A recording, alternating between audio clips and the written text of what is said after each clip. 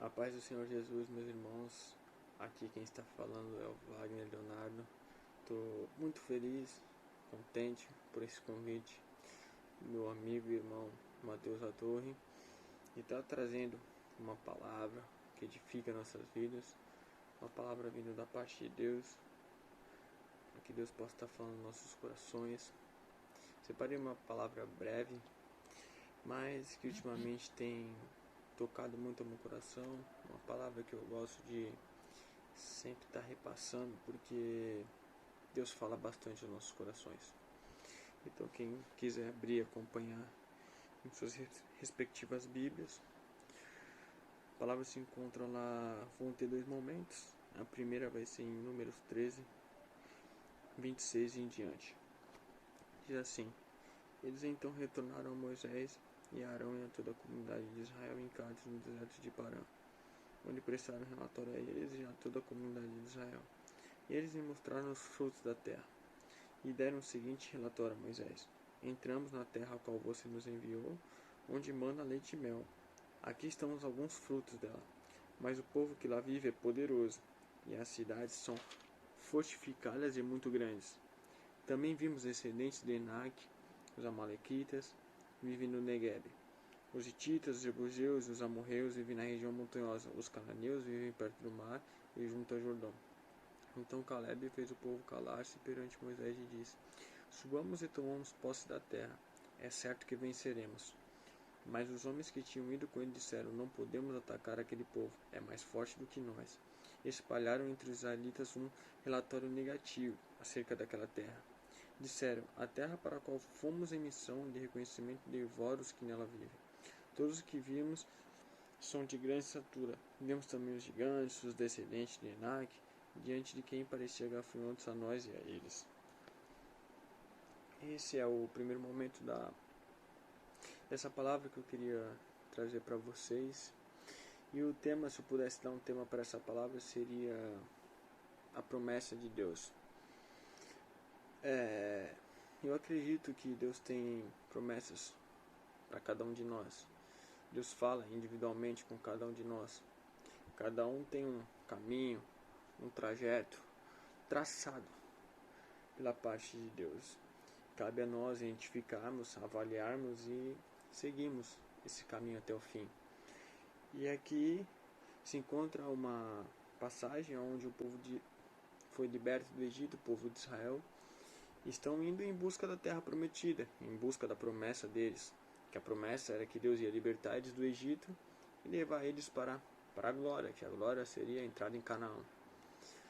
E Moisés, quando eles estão perto de conquistar, de começar a tomar posse da terra, ele envia alguns espiões, e de todos os espiões que vão, somente 2 voltam acreditando e tendo a certeza que, pelo poder de Deus, através da fé em Deus, Deus daria a vitória para eles.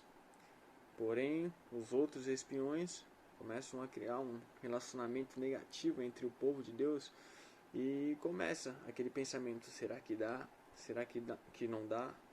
Como vai ser? Como não vai ser? E muitas das vezes na nossa caminhada com Cristo existem empecilhos, existem gigantes que teremos que enfrentar, e nós muitas vezes queremos olhar para o problema, para a situação.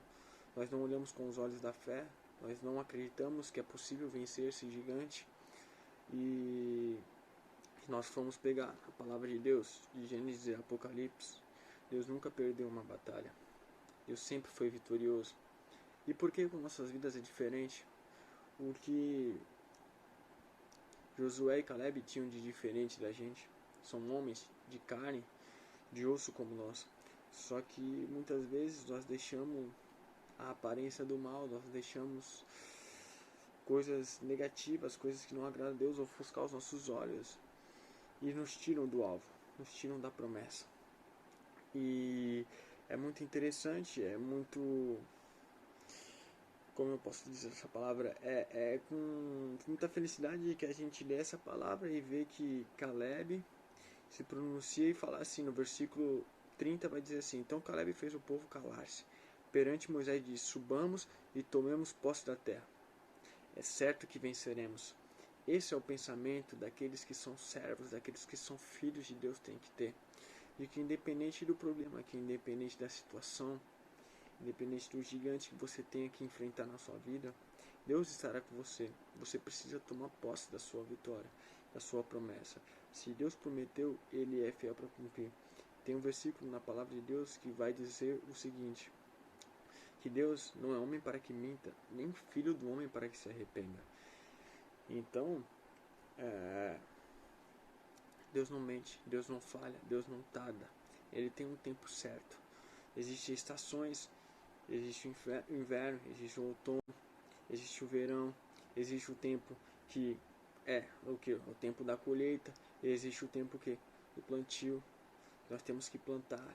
Então, nós temos que acreditar que Deus tem um tempo certo para todas as coisas. Assim como Caleb. Nós vamos ler um pouquinho mais para frente agora a palavra de Deus em Josué 14,